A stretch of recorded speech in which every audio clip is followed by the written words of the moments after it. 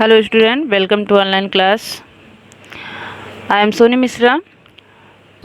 Today teach you class 5th computers. So your first chapter, yesterday I tell you which type early man device, calculating device use या which type calculate. So today I am teach you early calculating device, यानी कि सबसे पहले जो calculating device आई थी वो कौन सी थी, कैसी थी, किस तरह से वर्क करती थी और उसे बनाया किसने था। ठीक है स्टूडेंट। और जो सबसे पहले मैं बात कर लूँ कि जो पहली काउंटिंग डिवाइस थी उसका नाम था अबैकस, जो कि आपको सामने फिगर में यहाँ पे पिक्चर में दिख रहा होगा। तो ये अबैकस जो था इसे चाइना ने बनाया था। और ये अबैकस का वर्क क्या था, अबैकस जो है सिर्फ प्लस और माइनस यानी कि इस तरह के वर्क को ऐड एंड सब्ट्रैक्ट का काम करता था। इसमें जो अबैकस था उसमें थोड़ी सी हम चीज़ें पढ़ लेंगे कि अबैकस क्या था। आप यहाँ पे पढ़ के देख सकते हैं। Word abacus, the word abacus is derived from a Latin word abax, यानी इसे लैटिन वर्ड में अबाक्स कहा जाता था। और अबैकस को इन्वेंटेड था वो 450 BC था। ठीक है, 450 BC बाय द चाइनीज। जो इसका इन्वेंटेड था, चाइना ने इसका आविष्कार किया था, मैंने आपको पहले ही बता दिया है। फिर आगे है, it was the first counting mechanical device that started the journey of development of computers.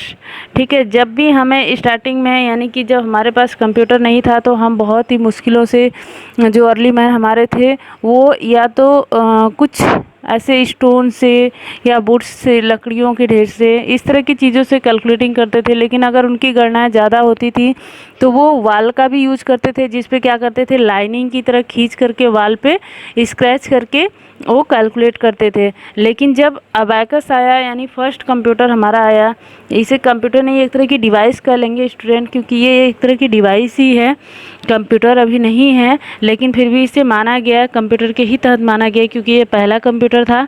और इसको, अबैकस को काउंटिंग फ्रेम भी कहा जाता है। अबैकस को जैसे यहाँ लिखा है ना, abacus is also known as counting frame, ये इसे काउंटिंग फ्रेम भी कहा जाता है। अब यहाँ आप देख रहे होंगे कि ये जो फिगर है, अबैकस का जो फ्रेम था वो बिल्कुल एक लकड़ी के फॉर्म का बना हुआ था। और उसमें बीच में क्या थे, एक और फ्रेम लगा हुआ था। और उसके बाद उसमें कम से कम 13 रोड्स थे, जो आपको लॉन्ग में दिख रहा है ना, वर्टिकल टाइप्स में। ये सारे क्या थे, 13 थे। जो यहाँ पे आप पढ़ेंगे इसमें दिया हुआ है कि ये 2 पार्ट्स में डिवाइड था। ठीक है, और उसके बाद इसमें टॉप जो ऊपर वाला था, जो ये वाला पार्ट्स है, यानी कि यहाँ से ये ऊपर वाला पार्ट्स जो है इसको हम हेवन बोलते हैं। ठीक है, और नीचे वाले पार्ट्स को क्या बोलते हैं, अर्थ बोलते हैं। ओके स्टूडेंट, अब आगे देखेंगे। लेकिन इसमें और भी एक चीज़ थी, काफ़ी वो थी, अच्छी थी कि आपको इसे जानना चाहिए कि हेवन और अर्थ जो था उसमें, यानी जो वर्टिकल ये 13 थे मैंने आपको बताया। फिर उसमें 7 बीट्स हुआ करते थे। ये जो बीट्स हैं, जो सर्कल जो आपको दिख रहे हैं गोली के जैसे, ये क्या हैं, ये बीट्स हैं। ठीक है, इसको बीट्स बोला जाता है। ये बीट्स जो हुआ करते थे वो नीचे वाले, यानी कि जो अर्थ था उसमें कितने होते थे, 5 होते थे। और हेवन में कितने होते थे, 2 होते थे। तो ये टोटल क्या है, एक वर्टिकल में 7 बीट्स हुआ करते थे। अब आइए हम देखते हैं। लेकिन अभी इसका जो यूज है, यानी इसके यूज के बारे में जानते हैं कि इसका यूज अभी भी कई ऐसी कंट्रियां हैं जहां पे कि होता है। ये बहुत ही फास्ट कैलकुलेटिंग डिवाइस है। जैसे में इसका यूज चाइना में होता है, जापान में होता है, रोम्स में होता है, रूसियन में होता है। ये सारे अभी भी ऐसे कंट्रीज हैं जो इसको अभी यूज करते हैं और इसको बहुत ही फास्ट कैलकुलेटिंग डिवाइस मानते हैं। ठीक है, तो इसमें हमने बताया कि एक हॉरिजेंटल भी था। हॉरिजेंटल डिवाइडर यही था जो बीच में से 2 वर्ड में इसको डिवाइड करता था। ठीक है, और इसका काम था सिर्फ किस चीज़ का, एड्स का वैल्यू बहुत ज़्यादा निकालता, मतलब एड्स मैंने सब्ट्रैक्ट भी बताया, तो एड्स और सब्ट्रैक्ट दोनों काम ये करता था।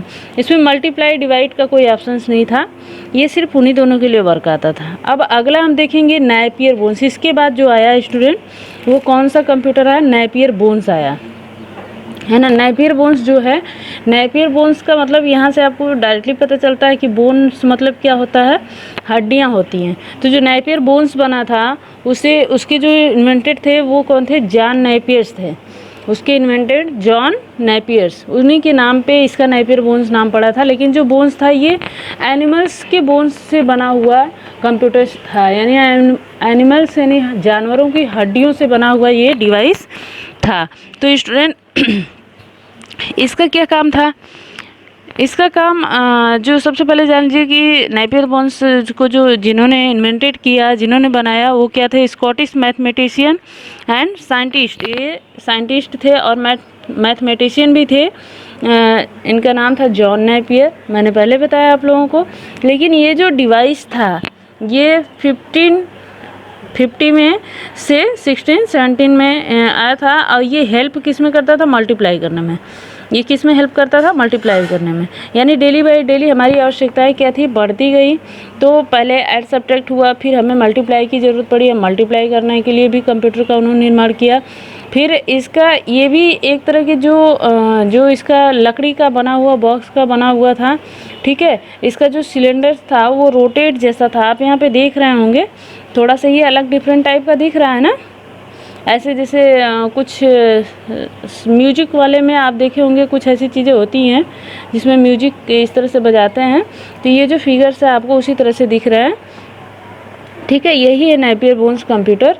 और इसमें ये कह रहा है कि इसमें जो cylinders each of which bears the numbers 0 time to 9 times, यानी 0 से लेकर के 0 टाइम्स टू 9 टाइम्स इसका जो वर्किंग था, जो नंबर्स था उसके बारे में बता रहा है। और आगे इसमें आपको मैं बता दूं थोड़ा सा, आप इसको बुक होगी तो ज़रूर पढ़िएगा, रिवाइज़ कर लीजिएगा। लेकिन मैं आपको बता दूं कि जो जॉन नेपियर्स थे, वो उनका जो कॉन्सेप्ट था वो लोगारिथम से संबंधित था, यानी मैथमेटिशियन थे तो मैथमेटिक्स से ही संबंधित होगा। और ज़्यादातर कंप्यूटर का आविष्कार या कंप्यूटर को बनाया जाना है, किसी भी तरह की डिवाइस को बनाया जाना, एक तरह का वो आप कह लीजिए तो कंप्यूटर से यानी मैथमेटिक्स से रिलेटेड ही था, यानी बड़ी से बड़ी गणना को आसानी से करने के लिए, ठीक है। तो ये मैथमेटिक्स जो मल्टीप्लिकेशन का प्रॉब्लम था, उसको एडिशन प्रॉब्लम, एडिशन के लिए तो पहले ही था, लेकिन इसमें क्या था? एडिशनल भी था, मल्टीप्लिकेशन भी था, इस तरह की सारी चीज़ों का, यानी कि ये प्लस माइनस और मल्टीप्लाई, इस तरह की सारी चीज़ों को क्या करता था। Okay student, confirm? कोई प्रॉब्लम होगी तो आप हमें कॉल करके या फिर व्हाट्सएप नंबर से ही पूछ सकते हैं। अब आगे आइए हम देखते हैं, इसके बाद कौन सा आया? पास्कल लाइन आया। अब इसके बाद जो हमारा कंप्यूटर आया स्टूडेंट, वो कौन सा कंप्यूटर था? पास्कल लाइन था, जिसको किसने बनाया था? ब्लेज पास्कल ने बनाया था, ठीक है। ये 1642 में आया था कंप्यूटर, और इसे बनाने का ये ऊपर टाइमिंग दिया गया है, जो ऊपर टाइमिंग है ये 1623 से 1662 तक किया गया था। ये फ्रेंच के रहने वाले थे, ये जो आपके ब्लेज पास्कल दिख रहे हैं ये फ्रेंच के रहने वाले थे, ये भी मैथमेटिशियन थे, ठीक है। इन्होंने पास्कल लाइन का जो इन्वेंट किया या आविष्कार किया वो किस में? 1642 में, ठीक।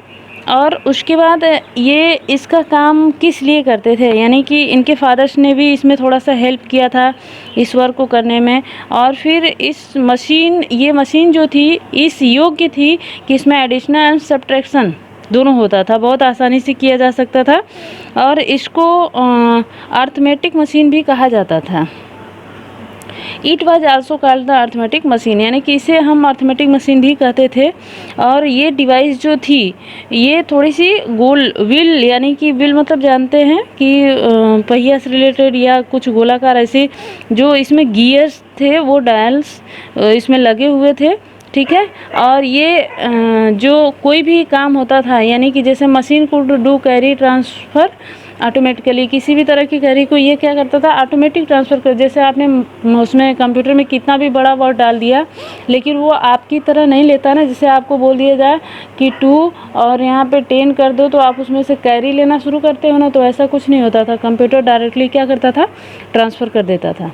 अब आगे देखेंगे जैकवार्ड लूम। इसके बाद आया हमारा अगला नेक्स्ट कंप्यूटर जैकवार्ड लूम।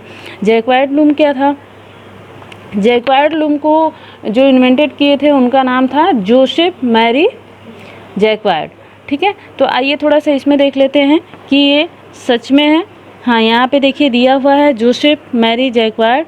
ये 1752 से 1834 में इन्वेंटेड किए थे। ये जैकवार्ड लूम जो थी आई थी किस में, 1801 में। ठीक है, और ये इस तरह की टेक्नोलॉजी थी जिसमें कि पंच कार्ड यूज किया गया था। इसमें पंच कार्ड, ये आप देख रहे होंगे, ये फिगर आपको दिख रहा है, ये पंच कार्ड का फिगर है, इसमें जो इस मशीन में यूज किया गया था। ठीक है, और जैकवार्ड मशीन जो है, जैकवार्ड लूम जिसको हम कह रहे हैं, वो यही मशीन है। यहाँ पे सिर्फ एक ही वर्कर वर्क कर सकता था, और इसमें जो मतलब कॉटन वोल्स इस तरह के आप कपड़ा बुनने वाली मशीन देखे होंगे, सेम उसी कंडीशन में ये दिख रही है, और वैसी ये मशीन थी। और इस मशीन पे सिर्फ एक सिंगल आदमी भी काम कर सकता था, इसमें ज़्यादा लोगों की ज़रूरत नहीं होती थी। ठीक है, और उसके बाद आप देखेंगे कि इसमें कुछ चीज़ें और हैं, जैसे इन्होंने बताया है कि determine the pattern that would be produce on the resulting textile. ये टेक्सटाइल के माध्यम से अपना रिजल्ट क्या करता था, प्रोड्यूस करता था। ही completed his loom in 1801 and in 1803 he was summoned to Paris, where he was awarded for his loom and also received a lifetime pension from Napoleon। ये इसकी वजह से इन्होंने क्या किया, ये ऑलवेज मतलब अपने लाइफ टाइम तक नेपोलियन से पेंशन के रूप में लेते रहे। और इस तरह से ये इनकी एक जीवन परिचय के बारे में। बस आपको इससे मतलब ये जानना है कि जो जैकवार्ड टेक्नोलॉजी थी वो मिल के ऑनर जो होते थे, जो कपड़े से संबंधित, जैसे आप जानते हैं, उन सभी तरह की मिल्स में इसका यूज किया जाता है, और ये उसी के लिए होती थी। ठीक है, और आउटिंग वर्क का काम करता था, और लेकिन इसमें ये भी था, पंच कार्ड भी था। ठीक है, अब आगे स्टूडेंट हम लोग पढ़ेंगे डिफरेंस इंजन के बारे में। और डिफरेंस इंजन क्या था, किसने बनाया था, एनालिटिकल इंजन के बारे में बताएंगे। ठीक है, और ये सारी चीज़ें अब हम नेक्स्ट डे पढ़ेंगे। इस वीडियो में बस इतना ही। Thank you, have a nice day.